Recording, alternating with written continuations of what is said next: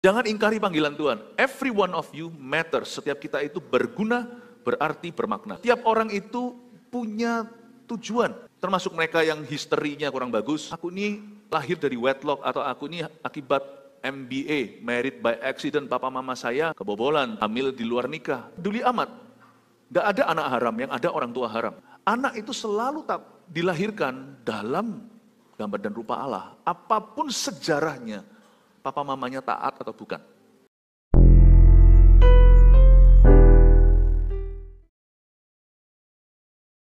Sungguh Engkau sudah berbuat baik kepada kami. Terlalu baik di Kau ya Tuhan. Kapan kami bisa mengembalikan kasih-Mu yang seperti itu? Kami tidak layak, Kau layakkan kami.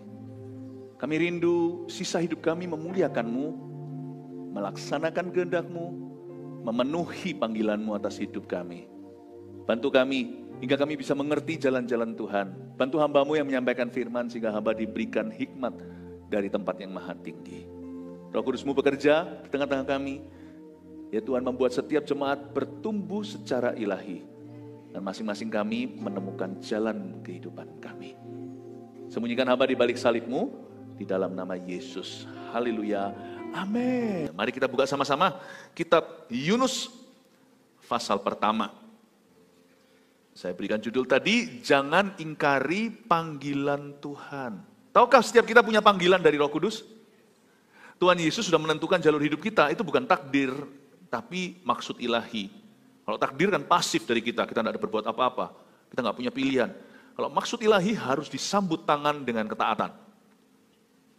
Jangan ingkari panggilan Tuhan. Every one of you matters. Setiap kita itu berguna, berarti, bermakna. Setiap orang itu punya tujuan. Termasuk mereka yang historinya kurang bagus. Aku ini lahir dari wedlock, atau aku ini akibat MBA, married by accident, papa mama saya kebobolan, hamil di luar nikah. Peduli amat. Gak ada anak haram, yang ada orang tua haram. Anak itu selalu dilahirkan dalam gambar dan rupa Allah. Apapun sejarahnya, papa mamanya taat atau bukan. Setiap anak itu empunya kerajaan sorga. Berarti suatu hari dulu waktu Anda dilahirkan, Tuhan menyediakan sorga bagimu. Jangan ada di sini roh penolakan. Jangan ada di sini roh kepahitan. Kita semua itu masih punya kesempatan. Setiap orang itu punya garis besar dari Tuhan. Tahukah? Mungkin kita merasa, aku ini loh pintar apa? Jangan kau heran. Justru orang yang pintar nggak tentu berhasil kalau tidak disertai oleh Tuhan. Orang yang pas-pasan 5 roti 2 ikan justru memberi 5.000 orang makan. Kau jangan heran. Ya, jangan berpikir aneh-aneh. Seng boleh merasa stres, ya. Tidak boleh. Kita itu depresi untuk sesuatu yang sifatnya tipu muslihat setan. Ngapain susah? Kalau Tuhan punya rencana, rancangannya indah, penuh damai sejahtera dan masa depan penuh pengharapan. Jangan ingkari panggilan Tuhan. Daripada kita meratapi nasib, tanya sama Tuhan. Tuhan, wahyukan apa yang merupakan peranku, bagianku di mana? Ajari aku memainkan dengan benar. Berapapun usia Anda, tidak ada kata terlambat. Musa dipakai saat dia tua. Mulai ketika dia sudah lansia. Itu Musa. Padahal dia pembunuh dulu. Orang emosian, pelarian. Tapi dia dipakai Tuhan. Gak ada kata terlambat. Samuel dipakai ketika dia masih umur baru bisa bicara. Gak ada kata terlalu early, terlalu dini. Saya ajak kita mengerti bahwa kita semua punya panggilan yang mulia. TikTok, waktu berdetak, jangan kau buang-buang dan sia-siakan. Mari kita baca dulu ayat 1, baca aja sampai ayat 5 lah. Nanti kita lihat apakah masih ada waktu untuk saya selesaikan seluruh pasal. Yunus mengingkari panggilan Tuhan. Datanglah firman Tuhan kepada Yunus bin Amitai demikian. Bangunlah, pergilah ke Niniwe, kota yang besar itu. Berserulah terhadap mereka, karena kejahatannya telah sampai kepadaku. Tetapi Yunus bersiap untuk melarikan diri ke Tarsis. Jauh dari hadapan Tuhan, ia pergi ke Yafo dan mendapat di sana sebuah kapal yang akan berangkat ke Tarsis. Ia membayar biaya perjalanannya, lalu naik kapal itu untuk berlayar bersama-sama dengan mereka ke Tarsis, jauh dari hadapan Tuhan. Tetapi Tuhan menurunkan angin ribut ke laut, lalu terjadilah badai besar, sehingga kapal itu hampir-hampir terpukul hancur.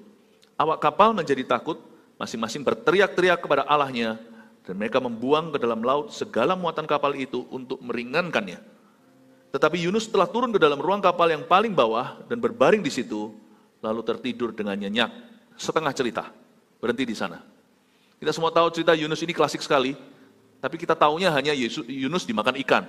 Dan kalau kita nggak jelas ikan apa, kita bisa ceritakan ke anak-anak sekolah minggu, ikan dimakan ikan koi. Apalagi ikan koki, supaya bengkaklah matanya. Ini bukan ikan main-main, ini ikan besar, paus sekali. Tapi kita tahunya hanya cerita itu, padahal sebenarnya seluk-beluk ceritanya itu indah sekali, banyak pewahyuan. Yunus ini bermula begini, bermula dengan dia mendengar firman Tuhan. Tuhan tidak pernah tuntut kita untuk taat pada sesuatu yang dia tidak pernah katakan. Selalu bermula dari firman, apa yang Tuhan sudah wahyukan di hatimu. Jadi pengenalan akan Allah itu penting sekali. Kalau engkau menyadari sesuatu dan Anda tahu itu benar atau salah, taati yang betul. Nurani itu penting, jangan dibunuh. Nuranimu jangan disiksa dengan melakukan sesuatu, lalu kau sangkali nurani. Lama-lama nurani itu bisa pingsan, bisa tidur, bisa mati. Kalau kita merasa terdorong, tergerak untuk ke gereja, ikuti. Nanti suatu hari nggak ke gereja, fine thank you loh ya. Bahaya itu. Kalau kita mulai sakit emah, nggak merasa lapar, bukan berarti kita nggak kelaparan. Tapi perut kita, lambungnya sudah bingung. Nurani itu adalah dorongan-dorongan hati. Dan kita tahu kalau kita dipanggil Tuhan itu di area mana, tahu nggak? Di area itu kita terbeban, itu kita pikiri. Tapi biasanya setan selalu menabur lalang di tengah gandum, di tengah-tengah pikiran ilahi. Setiap kali kita mikir itu, hati kita berapi-api. Kerap kali setan menabur lalang di tengah-tengahnya dan membuat kita berpikir aneh-aneh. Jadi pikiran itu terpojokkan, dihimpit, dicekik, lalu pikiran itu justru yang mati. Pikiran setan yang hidup. Mikirkan kesalahan orang lain, mikirkan seperti tali yang bulat begitu, tali yang kusut. Itu kayaknya bukan sebuah kejahatan. Tapi Anda tidak sadari, semakin lama waktu kau berikan untuk pikiran-pikiran demikian yang bukan dari Tuhan, semua yang benar, semua yang mulia, kudus, adil, layak dipuji. Kalau Anda tidak mikirkan itu, Anda membunuh potensi pikiran yang baik. Otak kita itu terbatas, isi dengan firman. Kalau enggak diisi dengan yang lain, firman itu tidak bertumbuh. Tuhan selalu memulai dengan suatu firman yang Tuhan berikan, suatu pengertian, suatu kesadaran. Jangan kita sisihkan, singkirkan. Ingin sekali bantu orang, bantulah. Ingin sekali melayani, cepat. Kau pikir-pikirkan terus, nanti lama-lama tidak pernah melangkah. Orang yang cari pelayanan yang sempurna, tidak akan pernah mulai pelayanan. Orang yang cari gereja yang sempurna, tak akan pernah ketemu dan tertanam dalam gereja. Gereja manapun. Datanglah firman Tuhan. Firman Tuhan itu tidak datang pergi kok, selalu ada di situ. Zaman Yunus sudah ada Taurat. Yunus ini kan zaman-zaman setelah Musa, hukum Taurat sudah diberikan. Yang disebut firman Tuhan datang itu bukan logos, firman tertulis, tapi rema, sesuatu yang kau rasakan di hati itu personal sekali. Dan hatimu berapi-api. Seperti waktu Yesus jalan dengan dua muridnya ke Emmaus. Mereka nggak sadar itu Yesus, waktu Yesus cerita, hati mereka berkobar-kobar nyala. Di area di mana kita terbeban, di area di mana kita berapi-api, turuti karena itu jalan penyertaanmu. Udahlah jangan mikir dua kali, kalau dosa itu mikir 7 kali 70, dan lalu jangan lakukan pada akhirnya. Tapi kalau disuruh berbuat baik, apalagi disuruh berbuat benar, jangan mikir dua kali. Salah pun, kalaupun kita tidak mendengar Tuhan, nggak pernah salah tuh perbuatan. Kalau saya disuruh ngomong thank you sama satu orang, atau menghargai hasil kerja, atau jeripaya usaha seseorang dalam pelayanan, misalnya seorang rekan, saya nggak mikir Tuhan suruh nggak ya? Tuhan nggak suruh pun kalau saya lakukan itu Tuhan berkenan. Karena itu nggak usah mikir dua kali untuk mengasihi istrimu. Karena Tuhan sudah perintahkan, datang nggak datang firman itu firman Tuhan. Hai suami, kasihilah istrimu. Hai istri, hormati suami, nggak usah mikir 7 kali. Apakah suamiku kalau kuhormati bisa bertobat nggak atau bisa berubah nggak? Aduh, pikiranmu keruh sekali. Kalau Tuhan suruh, udah lakukan aja, percaya sisanya. Bukan berarti kita dibodohi. Mikir itu pada tempatnya. Tapi biasanya orang itu mikir tidak pada tempatnya. Jelas-jelas itu sudah betul loh. Seperti seorang siswa mau belajar mikir dulu. Nah, nggak pada tempatnya. Sana siswa ya sepatutnya belajar sungguh-sungguh. Datanglah firman Tuhan, saya mau tekankan ini. Pentingnya kita menyambut firman yang datang. Baik itu lewat khotbah saat teduh kita, tapi selalu berada di perikop Alkitab.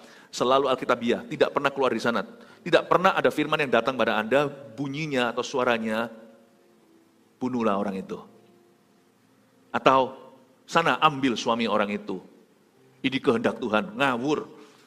Tuhan tidak pernah melanggar firman-Nya yang berkata, jangan berzina. Tuhan yang tulis, masa Tuhan yang mematahkannya? Selalu dalam perikop firman, selalu Alkitabiah. Namun setiap firman yang datang dalam rupa perasaan, dorongan, keinginan, kerinduan, jangan sampai tidak disambut tangan. Jangan kita take for granted yang kayak gituan. Karena suatu hari kelak, firman tidak akan datang lagi kepadamu. Jangan keraskan hatimu ketika Tuhan berbicara hari ini. Datanglah firman Tuhan kepada Yunus bin Amitai. Yunus ini bagus sebenarnya. Nama ini boleh kita tiru kalau punya anak nih. Siapa sini ada ibu hamil misalnya. Yunus itu bagus. Kelakuannya dia kurang mulia. Tapi sebenarnya nama itu indah. Yunus itu artinya dove. Burung merpati. Bagus banget. Saya dikasih nama Yunus oleh kalangan Dayak di Formosa di Taiwan. Belasan suku kasih saya nama kehormatan. Tapi bukan Yunus. Dalam bahasa mereka, Vanol. Vanol itu artinya kece, artinya dove, artinya merpati. Yang membawa kepada kami pesan-pesan Tuhan. Yunus itu sebenarnya bagus. Ini versi Israelnya. Yunus ini artinya merpati. Apapun panggilan kita yang berbeda-beda seorang dengan yang lain, kita semua itu merpatinya Tuhan. Kita semua itu membawa pesan kepada seseorang. Pesan hidup kita itu penting sekali.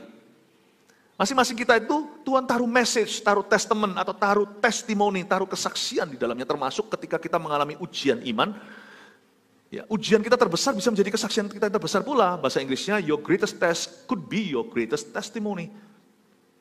Kita semua itu merpati, kita semua itu Yunus. Yang cewek ya udahlah, Yunita.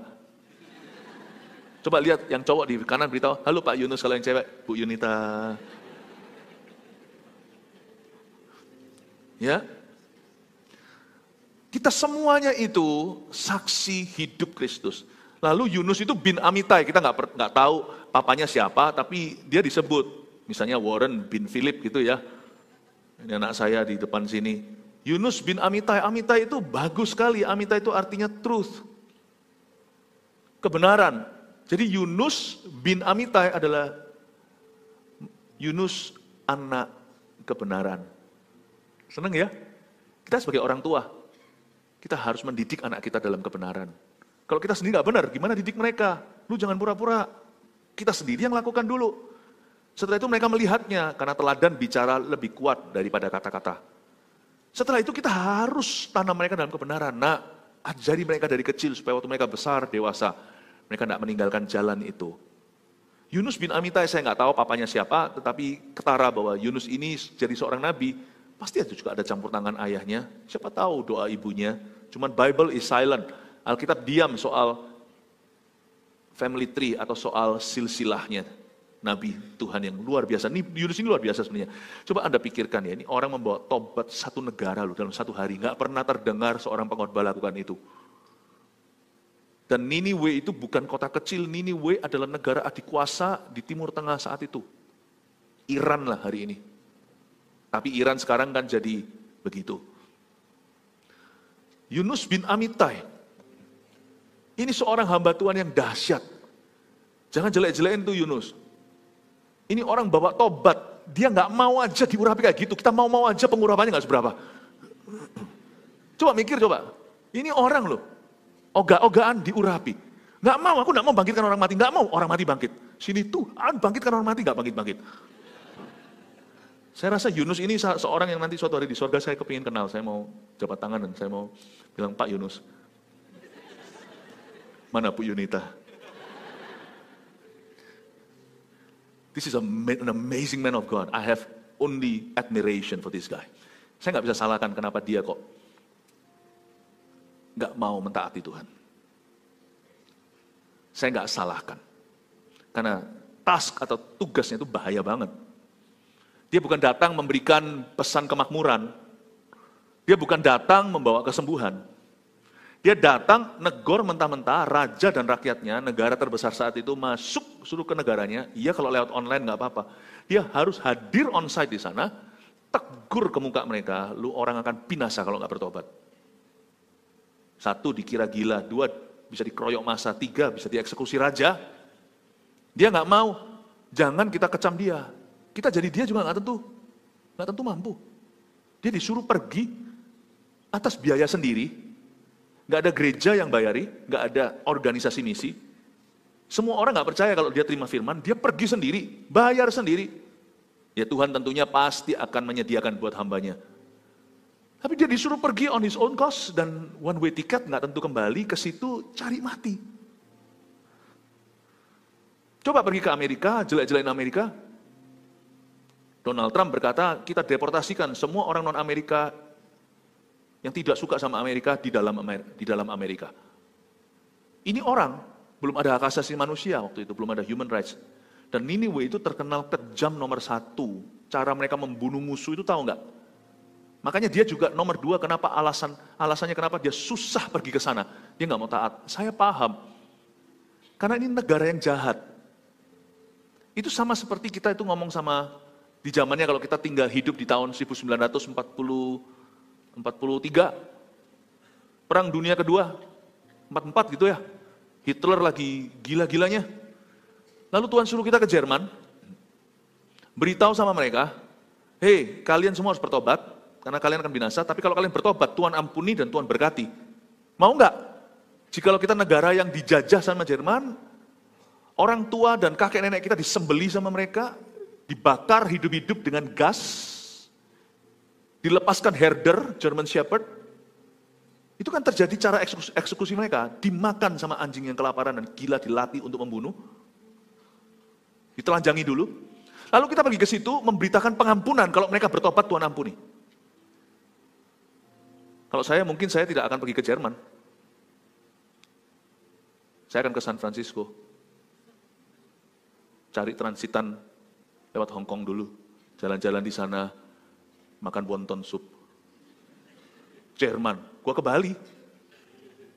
Ke Nusa Dua. Saya ngerti kenapa itu susah. 1, ini bahaya. 2, ini musuh. Nah kalau mereka bertobat gimana? Luar biasa loh Yunus. Ini imannya dahsyat. Kita itu kan butuh iman ya. Dia itu sudah beriman. Dia itu pasca iman. Dia tahu mereka pasti bertobat. Dia tahu pesannya pasti mempan. Ya nggak tahu apakah dia mati dulu atau enggak. Pokoknya dia tahu ujung daripada pesan yang dia bawa pasti menghasilkan pertobatan. Karena dia terlalu percaya bahwa apa yang keluar dari mulut Allah tidak akan sia-sia kembalinya. Malah dia hitung-hitungan kalkulasi, lah kalau bertobat kok enak. Mungkin Yunus, kerabatnya siapa pernah dibunuh oleh Niniwe itu. Mungkin. Dia berkata loh, kalau dia bertobat, dia sudah pasti loh mereka akan bertobat. Kalau bertobat enaknya gitu aja langsung diampuni. Gimana dengan yang dieksekusi dengan cara yang kejam tak pri kemanusiaan. Ini Yunus imannya dahsyat. Cuma ternyata iman tanpa kasih ya percuma ya. Iman itu kan bekerja melalui kasih ya. Dulu waktu saya awal-awal lulus sekolah Alkitab, saya sangat-sangat iri banget. Iri yang baik dengan Smith Wigglesworth, Rasul Iman. Wih, luar biasa. Setelah saya puluhan tahun mengikuti Yesus, saya tidak iri urapan siapa-siapa. Asal saya hidup dalam kasih Yesus, memenuhi panggilanku. Saya tidak kepo. Ini aku, kurang lebihnya begini. Dan aku tidak kurang dengan hamba Tuhan manapun, aku tidak melebihi mereka juga hamba Tuhan manapun pula. This is me. Asal aku hidup dalam kasih, aku tahu aku menggenapi misi ilahi. Asal aku hidup di dalam kasih Yesus, buat imannya Yunus itu kayak gitu. Tapi justru karena imannya gede, dia tahu pesannya akan mempan, dia nggak mau bangsa itu dapat berkahnya. Kasihnya dia nggak segede imannya gede banget, kasihnya kerdil, imannya jangkung. Akhirnya tetap dengan matematika yang salah, iman berlebihan, kasih kekurangan, keluarlah nabi yang nakal membangkang Tuhan. Coba kasihnya sebesar imannya. sejarah Yunus pasti berbeda. Bapak, Ibu, Saudara, untuk memenuhi panggilan Tuhan, kita harus hidup dalam kasih setiap hari. Kasih itu setia, kasih itu lemah lembut, dia tidak iri hati, tidak cemburu, tidak membesar-besarkan, tidak merasa saingan sama orang. Apa itu? Senang sama sukses orang. Tidak merasa kok enak. Pernahkah kita melihat saudara kita diberkati, kita berkata kok enak. Dia baru mulai, aku yang bercocok tanam. Dia tinggal menuai apa yang dia nak tabur. Aku tabur setengah mati, tuaian tidak seberapa. Kalau Anda lakukan itu, ada di hatimu. Anda belum hidup dalam kasih penuh. Kita hidup setiap hari di dalam kasih. Kasih itu mengampuni. Kasih memaafkan. Kasih itu selalu kembali dari amarah, setelah ngamuk, emosi. Kita menyesali. Dan kasih yang membuat orang yang sentimental, orang yang suka kadang-kadang lepas kendali, itu bisa punya self-control. Karena saya mengasihi anak-anak saya waktu mereka kecil, misalnya mereka bandel. Anak-anak kami 3 ini sebenarnya tidak pernah membuat pusing. Kami bersyukur punya anak yang baik, tidak ada pemberontakan yang berarti. Tapi ada waktunya lah namanya hidup bersama. Saat-saat dimana hati saya gergetan, kok begitu sih? Tapi saya tidak pernah bisa pukul mereka. Nggak pernah pakai kekerasan.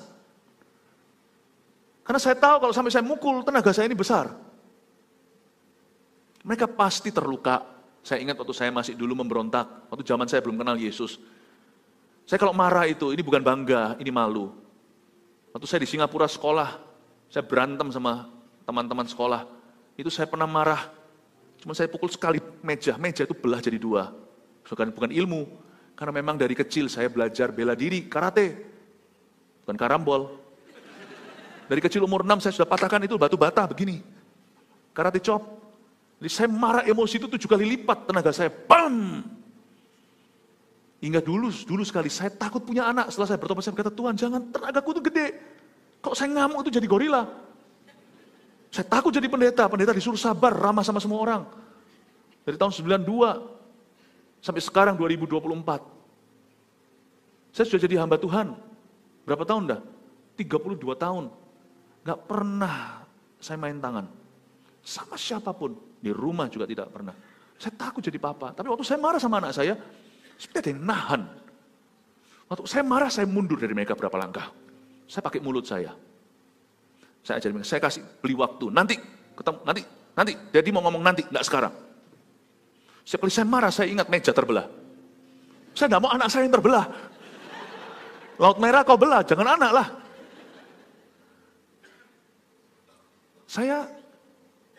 Apa yang membuat saya tahan emosi? Padahal saya itu dulu orangnya emosian. Waktu saya belum terima Tuhan dulu itu, salah satu dosa asal saya adalah perkelahian. Saya itu berkelahi. Saya buka cerita deh.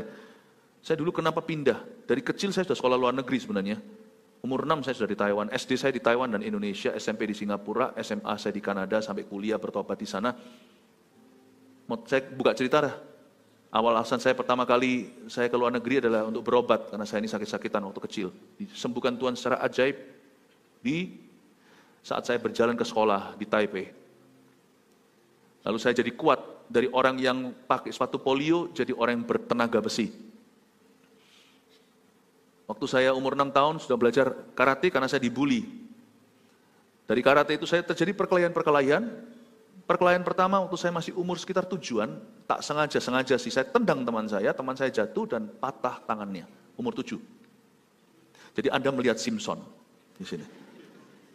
Simpson sipit. Saya ditarik sama mama saya pulang ke Indonesia karena sering berkelahi di jalan umur 7. Masih kecil itu, dorong-dorongan anak-anak orang gak aman. Saya pindah dari Indonesia ke Singapura karena perkelahian sehingga diskor semua kelas SMP 2, SMP 3 diskor semua sama ini. Karena melibatkan KKU, melibatkan waktu itu zaman Orde Baru, melibatkan Angkatan Laut. Saya dipindahkan dari sekolah Kristen itu langsung ke Singapura. Saya pernah SMP 2 1 hari di Indonesia. Langsung dipindah sama papa karena nyawa saya terancam. Ada satu orang membawa belati besar, jalan di tengah-tengah kantor sekolah. mana namanya Philip Mantova. Dengan rambut cepak semua curiga, mungkin di zaman itu dia tentara. SMP. Saya orang yang gitu, berkelahi melulu, pindah lagi ke sana, ke Kanada. Karena di Singapura saya berkelahi di Balestier Road. Melawan 30 orang Taiwan yang datang gempur saya, teman-teman saya semua lagi nonton. Apa saya? Waktu saya dikeroyok itu mereka lagi nonton. Perkelahian terjadi di jalanan. 3 dari 30 itu lawan saya seorang. Pentung-pentungan dari atas ada acik-acik teriak, "I'm calling the police, ah." Larilah gua ke Changi Airport. Pindah saya ke Kanada. Di Kanada saya berkelahi di karaoke. Jangan ke karaoke, ngapain kalau udah emosi ke karaoke? Saya lempar botol ke geng Vietnam. Kita berkelahi di situ, akhirnya dia lempar botol, kita lempar-lemparan luar biasa, lempar-lempar. Muter-muter 3 jam karena nyawa kami terancam. Jangan mess, jangan main-main dengan geng Vietnam. Mereka tidak peduli untuk membunuh. Koko saya marah, berkata, "Lu mikir apa?" Keliling-kelilinglah kami 2 jam, tidak mau pulang ke rumah, takut dibuntutin. You see, that's me. Tak kelihatan ya?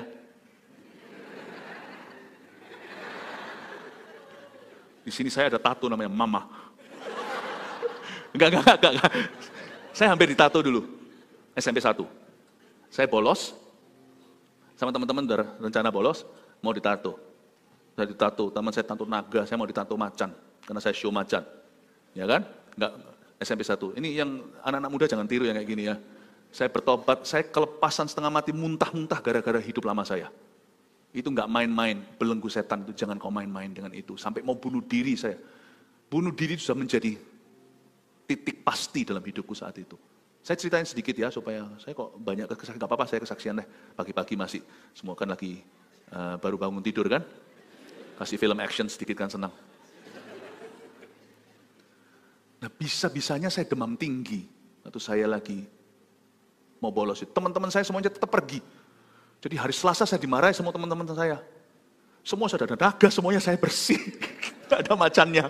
Kamu, ngeprank kamu katanya. Semua kami semua pergi, ditato. Teman-teman saya banyak soalnya bergaulnya salah. Teman-teman saya itu banyak yang ketinggalan kelas. Itu sebenarnya kakak-kakak kelas semuanya. Tapi mereka ketinggalan, nakal-nakal soalnya. Harus keluar sini naganya, sini keluar apanya. Mungkin sini ada semutnya. Saya bilang, kita semua akhirnya ketato. Kamu tetap bersih. Saya bilang, bukan apa, saya demam tinggi. Saya diluputkan Tuhan. Jadi badan saya sekarang tidak ada tatonya. Bayangin, tidak lucu kalau saya sebagai gembala seniormu ada tatonya di sini tuh. Gimana Anda percayakan AUG kepada kami? Saya beritahu ini, saya ceritain. Hidup dalam kasih itu tidak mudah bagi orang yang punya sejarah. Yang Vietnam pun kepalanya itu yang saya lempari botol. Saya tidak takut. Sekarang saya suruh melayani jemaat. Mengasihi orang-orang, apakah semua orang itu manis? Tidak. Saya diajari Tuhan untuk mengalah. Dalam ministry juga kadang-kadang dibully. Baik oleh rekan-rekan, oleh orang-orang di luar sana. Saya belajar untuk tidak menampar pipi ketika pipi ditampar. Tidak membalas mata ketika mata kita yang dilukai. Dikasih Tuhan keluarga untuk disayangi. Diajari Tuhan untuk berjalan dalam kelemah lembutan. Diajari Tuhan, diproses habis hanya demi satu panggilan. Jadi pendeta itu kan profesi, panggilannya melayani. Bisa jadi pendeta tanpa melayani, bisa. Yang menyalahgunakan wewenang. Tapi kita semua punya, apapun profesi kita, panggilan kita sama. Kita dipanggil untuk melayani. Saya dipanggil untuk melayani. Saya bukan dari keluarga yang miskin, tak ceritain. Dari atas keluarga saya sudah berada. Karena ada orang suka menyinyir dan mencerca. Waktu saya kelas 6 saya sakit. Umur 6 saya sakit. Sebelum orang-orang berobat kemana-mana, saya itu sudah berobat ke luar negeri. Umur 6 tahun. Waktu saya sekolah saya sudah sekolah SD di Taiwan, SMP di Singapura. Waktu saya SMA sudah mulai nyetir. Mobil saya bukan satu. Saya mau punya mobil Jerman, mobil Amerika, mobil Jepang bersamaan. Match warna bajuku. Saya ngomong gini bukan untuk sombong. Saya ceritai proses Allah. Dan Tuhan suruh saya lepaskan semua identitas itu. Mobil kesukaan saya itu saya buka. Saya paling suka dari dulu mobil itu Mercy.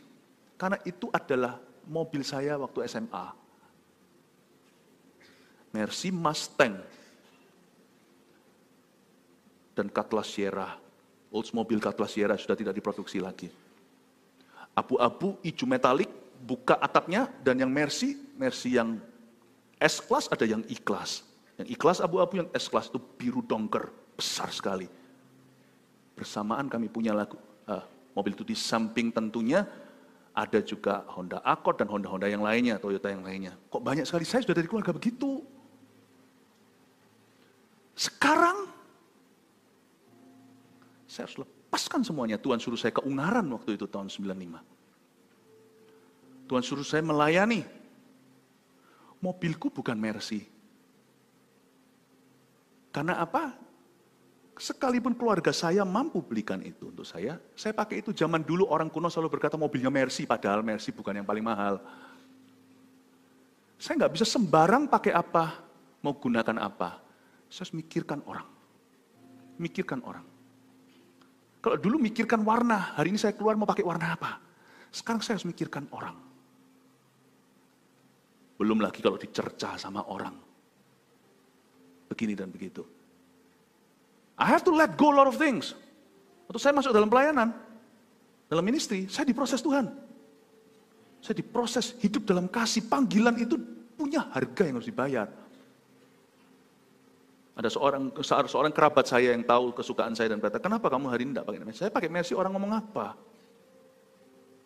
Loh, kamu kan sudah pakai itu dari sejak kamu sekolah, masih sinyo-sinyo begitu. Iya, tapi kalau sekarang saya pakai, saya pendeta Philip Mantova. Paham maksud saya? That's price you pay. Itu belum seberapa sih, itu paling cuma gengsi. Price you pay kadang-kadang kalau kita memenuhi panggilan Tuhan itu, kita juga harus berani sampai menyerahkan nyawa kita. Suatu hari tahun 98, 97 bulan Desember, saya berada di Vancouver, Kanada, sudah lulus kuliah, saya pelayanan. Roh Kudus bangunkan saya pukul 5 pagi, itu winter, itu Desember. Itu kalau malam susah bangun, apalagi anak masih umur belasan. Ya, 98, sudah umur berapa itu? Sudah umur 20 lebih. Saya dibangunkan dan Roh Kudus beritahu sama saya, tidak beri ngomong apa-apa, saya nangis waktu nyanyi lagu Indonesia bagi kemuliaan-Mu, 97 bulan Desember. Lalu setelah itu siapa ngerti apa yang dia maksud? Setelah saya menangis, saya tanya sama Tuhan, kenapa kau menangis dalam diriku? Tuhan suruh saya tidur. Itu masih pukul 6. Masih gelap itu. Itu belum nyala mataharinya sampai pukul 8 kalau winter. Kembalilah saya tertidur. Siapa sangka 13 Mei 1998 Indonesia mengalami kerusuhan. Terjadi pembunuhan, perkosaan, segala macam keruntuhan ekonomi sosial. 13 Mei. Saya tidak menduga tiket yang saya beli pulang ke Indo itu terdaftar 14 Mei sudah di-issued. Semua orang berkata sama saya, jangan pulang ke Indo. Kamu gila kalau kamu pulang, kamu sudah di luar negeri. Seumur hidupmu kamu sudah di luar negeri. Kamu pulang ke Indonesia, tak ada harapan, tak ada masa depan, mereka berkata. Saya ditelepon sana-sini pagi-pagi, teman-teman saya yang sangat mengasihi kami, jangan kembali. Siapa yang punya duit keluar Indo, semua sudah keluar negeri. Kamu sudah di luar negeri. Saya bilang sama mereka, saya tetap pulang. Kenapa? Karena Tuhan panggilan saya itu di Indonesia. Saya tidak dipanggil di luar negeri. Udah tanggung bro, saya ngomong sama teman saya yang telepon saya. Tawaran kerja untuk saya bisa bekerja secara sekuler di Eropa sudah saya tolak mentah-mentah. Dari SMA sudah saya tolak, saya sudah dapat kerjaan di Eropa. Saya bilang, semua barang saya sudah saya jual. No turning back, I'm ready to go home. Tapi ini terjadi kerusuhan. 13 Mei itu terjadi kerusuhan. Semua sudah kasih semuanya, termasuk gitar saya untuk saat teduh kan nggak saya bawa. Gitar bisa beli lagi di Indonesia. Saya kasihkan ke seorang yang akhirnya hari ini menjadi pemimpin pujian di GMS Rooftop, namanya Saudari Elmi. Saya kasih ke dia. Dia yang saya hand over ke dia pelayanan PAW di sana. Saya bilang, saya sudah nggak punya barang. Barang bisa beli lagi. Teman saya bilang, kamu jangan pulang pokoknya. Saya bilang, saya pulang. Apapun yang terjadi dengan aku. Karena Tuhan panggil aku ke Indonesia. Ngapain kamu pergi sengsara? Di sini hidupmu sudah enak. Rumahmu besar. Mobilmu banyak. Kamu kerja dimanapun kamu bisa. Saya bilang, enggak, saya pulang. Aku tinggalkan semua. Tak jual semuanya. Saya kasihkan ke orang. Setelah saya jual, saya kasihkan ke orang. Itu buku saya itu ada berapa ribu buku saya itu perpustakaan. Buku saya itu semua. Saya jual $20. Supaya nanti sama teman saya orang Singapura, saya kasih ke dia. Sebenarnya saya mau kasih. Cuma saya bilang supaya kamu merasa beli. Buku ribuan buku, saya jual $20. Emang saya mau, itu saya belinya itu berapa? Itu buku itu satu library di rumah saya. $20. I'm not for money. Everyone said I was crazy. Pergi ke Vancouver Airport, saya dianterin 20 orang. Semua kan kudu mau nangis kayaknya, Philip, we're sending you to your grave. Kami antar kamu pergi ke kuburanmu. Saya bilang, kalau aku dipanggil Tuhan, aku bayar harga. Tapi Tuhan tidak pernah berutang. Saya ngomong sama teman saya masih ingat. Memang kelihatannya aku bayar harga. Tuhan tidak pernah berutang. Harga yang aku bayar, Tuhan sudah bayar dulu. Aku tidak pernah perhitungan sama Tuhan. Saya ngomong sama teman saya tak pernah perhitungan dengan Tuhan. Kalau Tuhan panggil aku, di situ aku mau. Disitulah aku mau berada. When God calls me, I know it's the right place. Where God doesn't call me, di mana Tuhan tidak panggil saya, segala sesuatu mungkin dilimpah ruahkan oleh dunia. But it's the wrong place to be. Tempat yang salah dalam hidup ini. Saya tidak mau berada di sana, apalagi hari-hari itu lagu Don Moen nyanyi. Don Moen, I just wanna be where you are. Dwelling daily in your presence. Saya mengagumi beliau. Siapa sangka suatu hari menjadi teman. Dulu tuh kayaknya selebriti, sekarang menjadi kawan. Give thanks with a grateful heart. Waktu itu bicara sekali dalam hati saya, I just wanna be where you are. Aku hanya mau berada di mana kau suruh aku berada atau di mana engkau berada. Itu panggilan. Panggilan itu susah, teman-teman tidak bisa ngerti. Hanya kau yang mengerti kadang-kadang. Kau dan 1-2 orang yang memang sungguh-sungguh Tuhan panggil untuk meneguhkan panggilanmu. Itu dianterin sama semua. Saya bilang, gak usah nganter, ngapain? Kita akan ketemu lagi. Takutnya kita gak akan ketemu, kamu akan terbunuh ke Indonesia. Saya bilang, kita lihat nanti.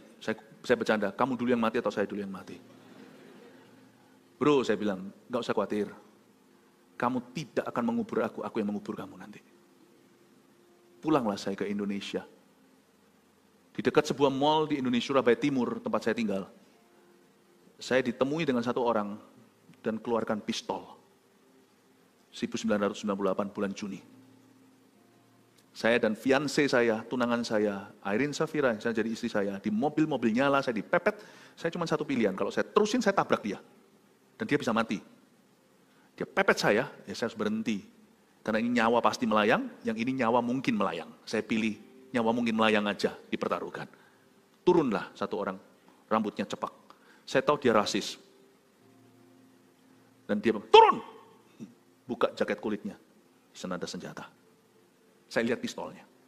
Turun. Saya punya 2 pilihan. Wong Fei Hung-nya keluar. Saya sudah semua skenario liar, beng begitu. Percuma lah. Saya bilang, aku datang ke sini untuk berkelahi. Aku datang untuk jatuh kembali ke hidup lama.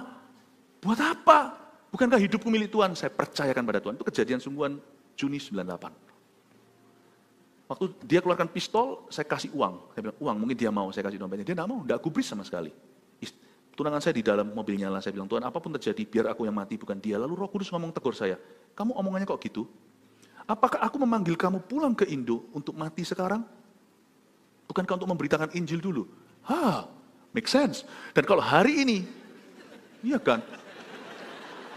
Gitu loh, nggak perlu sampai saya itu botak, kehilangan semuanya rambut saya, baru saya menyadari common sense yang biasa. Lalu setelah itu saya liatin dia, bentak-bentak saya. Ngapain di sini? Saya bilang, ya saya orang Surabaya. Saya di sini Pak, tapi itu bukan waktunya bercanda. Di depan pistol Anda tahu imanmu itu dipertaruhkan. Saya jawab dengan sopan, dia bentak lagi. Lalu saya berkata, ini orang tidak punya kasih. Terus dia bilang, lalu saya ngomong sama Tuhan, terus Tuhan ngomong sama saya, kalau hari ini kau izinkan membunuhmu, maka dia tidak ada untungnya buat orang ini. Dia melakukan satu dosa lagi, yaitu membunuh seorang hamba Tuhan. Ganteng lagi. Maaf, gue bercanda ya. Maka dia nggak ada untungnya. Dia nggak bertobat, dia bunuh seorang hamba Tuhan, dan bagi kamu juga nggak ada untungnya. Boro-boro semua proses itu ujungnya cuma kamu mati konyol. Bukan mati buat Injil loh ini. Dia juga nggak tahu saya siapa. Saya belum bersaksi tentang Tuhan. Ini mati konyol namanya. Terus saya protes di hati saya. Ini bukan harga yang harus kau bayar, kata Roh Kudus. Ini bukan harga. Ini adalah malapetaka yang tidak merupakan salib dalam hidupmu. Kalau salib jangan kau tolak. Naiklah ke Golgota. Tapi ini bukan salibmu. Ini dosa orang itu dan kamu korbannya. Saya bilang, iya ya Tuhan. Terus saya tak protes sama Tuhan. Memangnya sekarang tergantung aku yang pegang pistol sana? Yang pegang firman kan kamu. Kaget saya. Di tengah-tengah dia bentak-bentak itu. Untung dia bentak-bentak. Saya punya waktu untuk tenang dan dengar. Dengar-dengaran dengan Tuhan. Jadi pakai waktu ketika kau dibentak-bentak untuk mendengar suara Tuhan. Waktu dia bentak-bentak, saya cuma dengar. Roh Kudus bilang, bukan tergantung orang ini yang pegang pistol. Tergantung orang yang pegang pedang bermata dua. Langsung saya lihat orang itu. Saya bilang, dalam nama Yesus. Saya masih ingat. Saya bilang, in Jesus name. Dalam nama Yesus. Orang itu langsung gugup. Tangannya pegang pistol dilepas. Settingnya dinaikkan. Berarti dia nggak akan pakai itu. Lalu dia mulai salami saya dengan lihat kanan kiri ketakutan. Lalu curhat tentang hidupnya. Sungguhan Pak, itu nggak masuk akal. Saya bilang, ya tentunya saya kasih nasihat sebisanya pas-pasan. Karena tujuan saya hari ini bukan konseling. Saya mau lari dari pistol itu. Saya nggak takut, tapi saya takut untuk istri saya. Fiancé saya waktu itu. Dan saya, oke Pak, Bapak baik-baik ya Pak, ya, oke Pak. Saya langsung pintar-pintar, saya kembali Pak ke sepeda motornya. Dia dengan bengong kembali ke sepeda motornya. Saya berkata, Tuhan maafkan aku, imanku kurang Tuhan. Masuk ke mobil, saya lari. Semoga dia ketemu suatu hari di saat teduh bersama.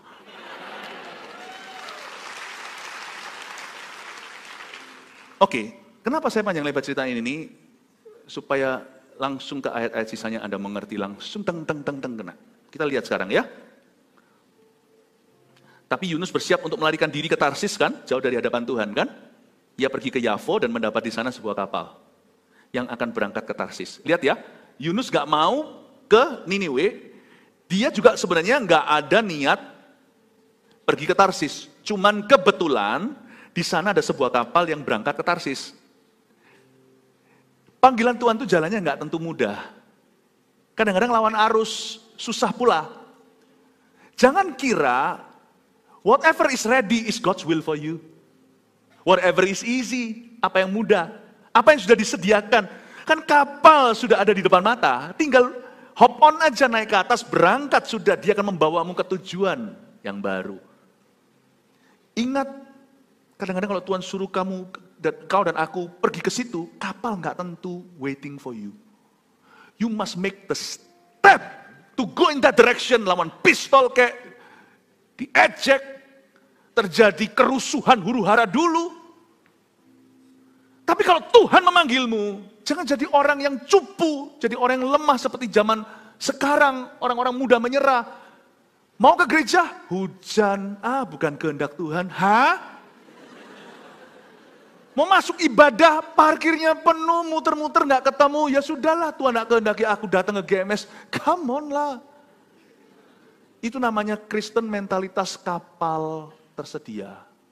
Kapal di depan ya gua naik lah. Kehendak Tuhan. Pacaran aja gak gitu. Tsunami pun aja kau tetap datang ke rumah pacarmu. Jadi orang Kristen yang niat. Kalau tahu panggilan Tuhan itu apa? Terjang. Saya terjang. Karena saya tahu Tuhan panggil saya di Indonesia. Hari ini ternyata jelas sekali panggilan saya memang di Indonesia. Bayangin kalau saya dulu nggak pernah pulang ke Indonesia juga nggak ada. Yang kita lihat hari ini, Tuhan bisa pakai orang lain sih, tapi saya nggak akan melihatnya. Apalah, GMS tercinta, dari sini RUSI kemana-mana, tapi kan pemerintahannya dari Indonesia. Saat teduh bersama nggak ada semuanya itu. Kalau Tuhan memanggilmu, jangan bergantung pada kapal yang tersedia. Panggilan murahan itu. Ototnya otot plastik, bukan otot besi. Dihalangi, dirintangi, udah langsung give up dan berkata, bukan kehendak Tuhan lah. Come on lah. Ia membayar biaya, coba lihat lagi ya. Setelah dia melihat mendapat di sana sebuah kapal yang akan berangkat ke Tarsis, lihat kalimat berikutnya, menarik sekali. Ia membayar biaya perjalanannya.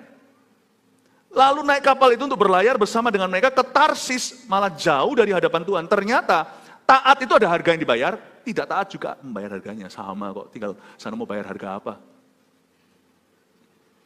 Saya bayar harga, nggak seberapa. Bayar harga. Kalau cuman harta itu nggak seberapa. Cuman kenyamanan hidup, status itu nggak seberapa. Nggak seberapa. Seperti seolah-olah freedom, sebagian daripada freedom, kebebasan kami itu diambil. Kalau dulu saya mau pakai apa, naik apa, semua itu urusan gua. Sekarang saya nggak bisa. Saya hidup untuk orang. Ya juga nggak bisa nuruti ekspektasi orang lah, semua lah. Kalau semua ekspektasi orang dituruti, kita hamba Tuhan ini semuanya akan pakai koteka semuanya. Gitu baru puas. Iya kan? Enggak. Cuman kan kita nggak bisa sembrono, sembarangan, semau gua. Semua itu harus dipikirkan matang-matang. Is it okay or not? Is it gonna be a blessing? Sedangkan dari kecil umur 6, saya sudah biasa hidup for me. Dulu kalau order makanan saya masih ingat kok, bujangan itu order makanan lebih banyak daripada yang saya bisa makan. Saya makan nggak selesai, sudah. Egois sekali. Sekarang I cannot do that. Makan pun mikir orang. Bukan hanya keluarga. Istri saya yang paling begitu, mikirkan ini, siapa jemaat siapa, kasih ini, kasih itu. Kalau di Surabaya begitu. Selalu mikirkan orang, terus ini gimana nih, gini. Selalu mikirkan orang. Hidup kami sudah di-invade, sudah diserang, diserbu oleh sorga. Sehingga hidupku bukannya aku lagi, itu betul. Itu harganya nggak seberapa dibayar, karena itu ujungnya mendatangkan sukacita. Demikian pula akhirnya orang-orang ada di dalam hidupmu. Tapi kadang-kadang juga membayar nyaris nyawa kayak tadi, atau jalanmu itu ada bahayanya. Tetap ada harga yang kau bayar untuk naik ke kapalnya Tuhan. Tapi naik ke kapal yang menuju ke Tarsis, ternyata Yunus juga bayar harganya. Kira-kira dia bayar harga apa? Ia membayar biaya perjalanannya. Oh, itu cuma harga di depan. Bukankah harga sesungguhnya dia ditelan? Terjadi badai taufan. Itu harganya yang bayar bukan cuma Yunus. Awak kapal semua itu barang udah cemplung semuanya. Itu mungkin di situ ada foto-foto pribadi mereka. Di situ ada barang mereka, itu dilempar semua muatan kapal itu supaya ringan. Akhirnya Yunus yang dilemparkan. Coba bayangkan. Gara-gara keegoisan orang ini, dia nggak mau bayar harga untuk ikut Tuhan. Dia akhirnya bayar harga untuk menjauhi Tuhan. Dan yang membayar harganya bukan hanya Yunus doang. Orang-orang di hidupnya. Itu kalau Yunus punya keluarga, keluarganya sudah kena. Semua awak kapal kena. Kerugian terjadi karena Yunus. Egois sekali. You think melayani Tuhan itu harganya. Aku mau CG. Ke CG nanti digosip orang sekalian. Ada memang tantangannya. Aku nanti kalau pelayanan semua aku nggak bisa sebebas lagi. Aku mau ini, mau itu, mau vaping, mau rokok. Nggak bisa. Iya. Sungguhan. Saya juga nggak bisa. Saya ini orang yang dulu emosian. Sekarang kalau saya jadi hamba Tuhan susah tahu nggak? Tiba-tiba kalau kepancing emosi gitu mikir jemaat bukan. Loh iya loh. Kalau naik mobil apalagi, gitu. Kadang-kadang orang itu nggak cengli gitu loh bahasa Hokian. Kita di Indonesia terus belajar, GMS dulu lah jemaatnya yang harus berubah. Tik tik tik tik tik tik tik belok kiri. Sudah tahu gue kasih signal belok kiri, malah justru dimasukin. Maksudnya kalau kiri itu aku minta jalan. Masukin ada lagi yang nyurempet gitu. Hampir ketabrak. Tiba-tiba saya mikir, jemaat bukan? Jangan-jangan saya marah, punya mata gak sih? Ternyata Pastor Philip, mati aku. Pelayanan itu ada harganya. Kita gak bebas. Berapa banyak teman-teman jemaat itu keluar, ditulis sana Army of God atau apa gitu ya, GMS Live apa-apa sekalian nggak mau pasang stiker. Padahal dikasih gratis pun nggak mau kenapa saya ngebut nggak bisa lagi. Saya tahu ada harganya, tapi nggak seberapa dengan tuayan yang kau dapat. Daripada kalau nggak dipasangi stikernya, ugal-ugalan, nanti harganya adalah nabrak orang mati. Berkelahi, lucu, berkelahi, ujungnya nanti ternyata setelah berantem, benjut-benjut semuanya, urusan polisi selesai 2 tahun kemudian ternyata besanan. Harga yang kau bayar nanti mahal di belakang. Paham ya? Mau bayar harga apa? Untuk Tuhan? Atau untuk menjauhi Tuhan? Learn from us, belajar dari kami. Follow us as we follow Christ. Ikuti kami seperti kami mengikuti Kristus. Kami bayar harga untuk Tuhan. Not bad kok hasilnya. Nggak semengerikan yang kau kira. Bayar harga untuk Tuhan atau bayar harga untuk setan. Pilih saudara hari ini. Bapak Ibu Saudara, kalau Anda hari ini tidak benar-benar tertanam dalam sebuah gereja, mulai bayar harga, jangan ada orang Kristen yang, apa itu orang Kristen yang gitu-gituan. Gitu-gitu aja. Jadi orang Kristen yang sungguh-sungguh please. Karena kita tahu kalau kita cuma berjemaat, datang cuma ibadah gitu aja, nggak ada harga yang dibayar, I know. Tapi kalau kita menanamkan diri, Anda akan melihat nanti, seluruh keluargamu akan berubah. Anak-anakmu pun akan diubahkan oleh Tuhan. Siapa di sini yang belum ikut CG, angkat tangan? Oke. Berarti semua udah ikut CG, luar biasa loh. Cuman gini, kalau sama Tuhan saya imannya tidak perlu melihat, tapi kalau sama manusia harus saya uji dulu. Ini ya, jangan bohong ya, nggak boleh bohong ya. Siapa di sini yang sudah aktif anggota CG? 1, 2, 3 berdiri. 1, 2, 3 berdiri. Yang belum duduk tetap, iya kan, lihat kanan kirinya, ternyata ada kan yang nggak angkat tangan tadi kan. Coba yang duduk Anda salami dan berkata, ayo gabung CG yuk, tertanam. Ya, shalom semuanya ya, puji Tuhan. Oh jangan duduk dulu dong, yang sudah bercegi, berdiri, harus bangga. Anda lah kakak-kakak rohaninya. Ya. Yang duduk itu nanti tolong ya, Anda ingetin mereka, ingetin wajah mereka yang bagus itu. Nanti hari ini, tolong ajak mereka mendaftar ke CG. Bayar harga, dimuridkan untuk kemuliaan Tuhan. Kasih tepuk tangan untuk Tuhan Yesus. Singer, worship leader, maju ke depan, mari kita semua bangkit berdiri. Haleluya.